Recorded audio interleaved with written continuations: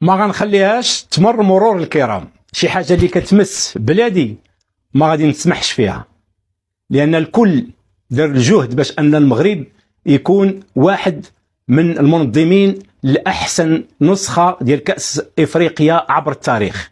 نسخه نجحت قبل ما تبدا، ماشي بالشهاده ديالي انني مغربي، بالعكس الشهاده ديال كل المتتبعين في العالم.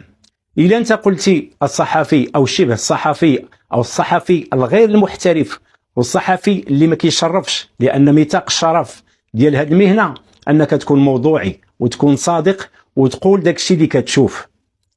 لان كنت تسمع الناس التونسيين الشرفاء اش قالوا في حق المغرب في هذه التظاهره، كنتي تحشم على العرض ديالك وما كنتيش تخرج هذيك الخرجه باش تلطخ سمعه ديال البلد اللي الحمد لله العالم كله كيتكلم عليه بانه متميز.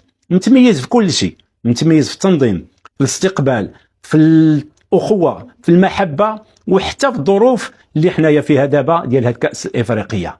العالم كله كيشيد بينا.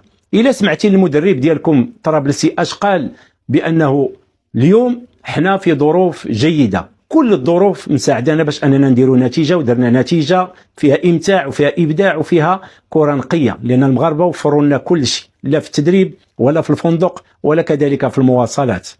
كنت تسمع الصحفيين والاعلاميين الكبار التونسيين قالوا في حق المغرب، ما كنتيش تخرج بهذه الخرجه هذه اللي ماشي تاتي بها لتونس ولا تاتي بها لنا، تاتي لنفسك انت كشخص اعلامي.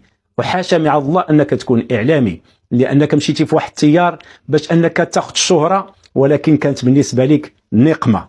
المغرب يعلو ولا يعلى عليه، باش تمس البلد ديالنا والعالم كله كيتكلم عليه ماشي من حقك.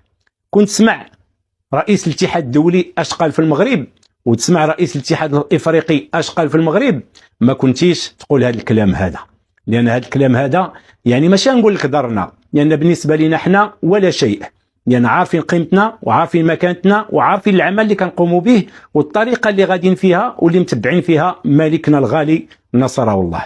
وتا واحد ما غيوقفنا، لا كلامك انت ولا كلام الغير ديالك، بالعكس هذا غيزيد يقوينا.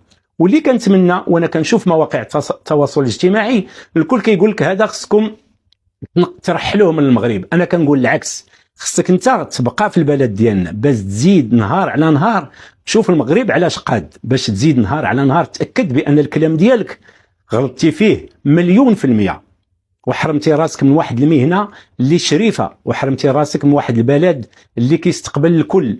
انت كتدور وكتشوف، ياك انت يا صحفي كتشوف الجماهير الافريقيه كيفاش كتعامل داخل المغرب، كتشوف الناس كيفاش لابسين توني ديال المغرب وهما افارقه وكيشجعوا المنتخب ديالهم والمنتخب ديالنا، كتشوف بان بجوج المباريات ما لعبش المنتخب المغربي وكتلقى الجمهور المغربي يساند. هادشي كله ما بالك فيه حتى شي حاجه، بانت لك غير انه ما عندناش الاضاءه في هذاك المكان ديال الاعلاميين. وكيفاش شعلوا هذوك الاعلاميين هذوك الحاسوبات ولا بي سي ديالهم، كيفاش شعلوا دوك الكاميرات ديالهم باش يتواصلوا في رسائل مع القنوات ديالهم خارج المغرب. سمع الرياضيين الكبار الجزائريين اش قالوا في حق المغرب، سمع محرز اشنو قال في حق المغرب، سمع بونجاح اش قال في حق المغرب، سمع مدرب منتخب الجزائر اش قال في حق المغرب. الكل يتكلم بحسن يعني الضيافه، لا في الملعب لا خارج الملعب لا في المواصلات لا في الملاعب. سمع المدرب ديال جزر القمر اللي قال كنتمنى ولو انا منافس ديال المغرب هو اللي يدي هاد كاس افريقيا، لانه يستحقها تنظيميا فنيا نجاحا امتاعا وابهارا واخوه. نتمنى تكون استوعبتي الدرس وما تخرجش تعتذر، خليك في هذا القرار اللي انت واخذه واللي مشيتي فيه، لان عندي اليقين بانك ما غتعمرش طويل، لان ما عندكش المصداقيه وما عندكش الاحترافيه وما عندكش الموضوعيه باش انك تنقل الصوره كما هي للجمهور التونسي الشقيق، واللي كنتمنى للمنتخب ديالو الف توفيق ونجاح في الكاس الافريقيه. تحيه من هشام الادريسي، السلام عليكم. برشا حاجات اون روتار بالنسبه للتوسكي لوجيستيك بالنسبه للمباراه. التقرير ديال الصحفي التونسي هذا اللي سمعوا العالم كاع كامل بدا كيسرسب القديم والجديد والبالي واللي غادي يجي غادي ننسى ننساو حنا الخطاب، لان كاملين كنعرفوا هادشي اللي قال كاع هنا كله ماشي باري. ندوزو بعدا غير التصويره، فين كاين شي تصويره بداك البلاصه مور داك البوطو كامله عتمه وكامل مظلم داكشي من تما، لان التصوير براسو علم قائم بذاته. اعطيني غير التصوير فين واقف نعرف غير شنو باغي توصل بلا ما تهضر.